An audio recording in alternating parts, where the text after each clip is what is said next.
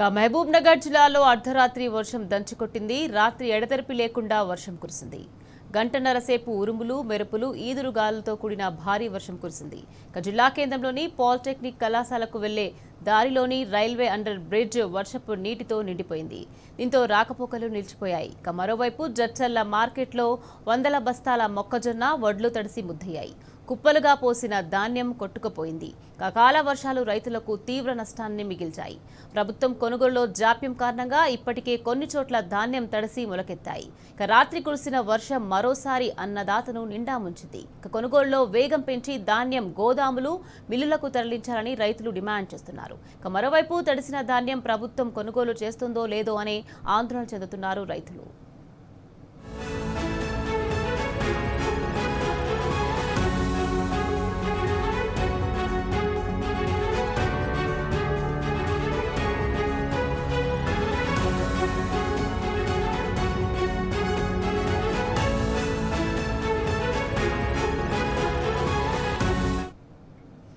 Right, ఇక ఇదే అంశానికి సంబంధించి మరింత సమాచారాన్ని మా ప్రతినిధి నరేష్ మనకి అందించేందుకు సిద్ధంగా ఉన్నారు. నరేష్, చెప్పండి, దీనికి సంబంధించి అప్డేట్స్ ఏంటి?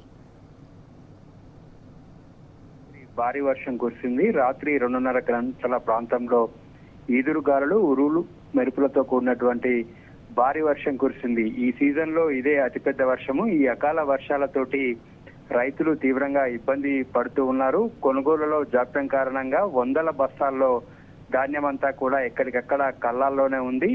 మరోవైపు కుప్పలుగా పోసినటువంటి ధాన్యం అంతా కూడా వర్షపు నీటికి కొట్టుకుపోయింది.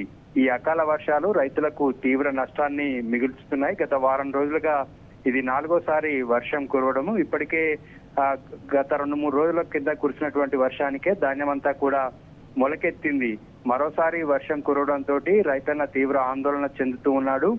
ప్రభుత్వం మొలకెత్తినటువంటి ధాన్యం, తడిసినటువంటి ధాన్యాన్ని కొంటుందా లేదా అనేటటువంటి ఆందోళనలో అన్నదాత ఉన్నాడు. ప్రభుత్వం మాత్రం ఎటువంటి కొనుగోలుకు సంబంధించి వేగం పెంచడం లేదు. మిల్లులకు, గోదాములకు ధాన్యాన్ని తరలించకపోవడంతో వేలాది బస్తాల ధాన్యం అంతా కూడా తడిసి ముద్దయింది. ఈ ప్రభుత్వంలో ఎటువంటి చలనం లేకపోవడం పట్ల రైతులంతా కూడా తమ ఆగ్రహాన్ని వ్యక్తం చేస్తూ ఉన్నారు. మహబూబ్ నగర్ తో పాటు నారాయణపేట, గద్వాల, వనపర్తి జిల్లాల్లో కూడా భారీ వర్షం కురిసింది. ఇప్పటికీ కూడా పలు చోట్ల ఇంకా కూడా వర్షం కురుస్తూనే ఉంది. మహబూబ్ నగర్ జిల్లా కేంద్రంలో కురిసినటువంటి వర్షానికి పాలిటెక్నిక్ కాలేజ్ కి వెళ్లేటటువంటి దారిలో ఉన్న ఆర్ఓబిలో వాటర్ అంతా కూడా నిలిచిపోయింది. దాంట్లో ఒక వాహనం ఇరుక్కుపోవడం తోటి మున్సిపల్ సిబ్బంది అంతా కూడా వాహనాన్ని తాళ్లతో లాగి బయటికి తీశారు. మహబూబ్ నగర్ జిల్లాలో ఇప్పటికి కూడా పలు చోట్ల ఇంకా వర్షం కురుస్తుంది.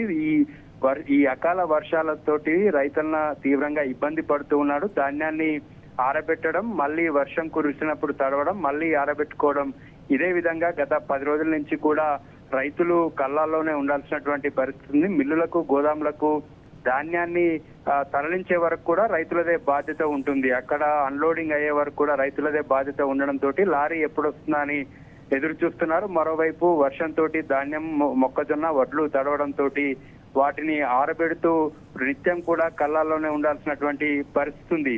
దాదాపుగా కొనుగోళ్లు పూర్తయ్యాయని ప్రభుత్వం చెప్తున్నప్పటికీ కూడా వేలాది బస్తాల ధాన్యం ఇంకా కూడా కళ్ళాల్లోనే ఉంది. ఆ ధాన్యం అంతా కూడా తడిసి ముద్దయింది. Right, thank you Naresh.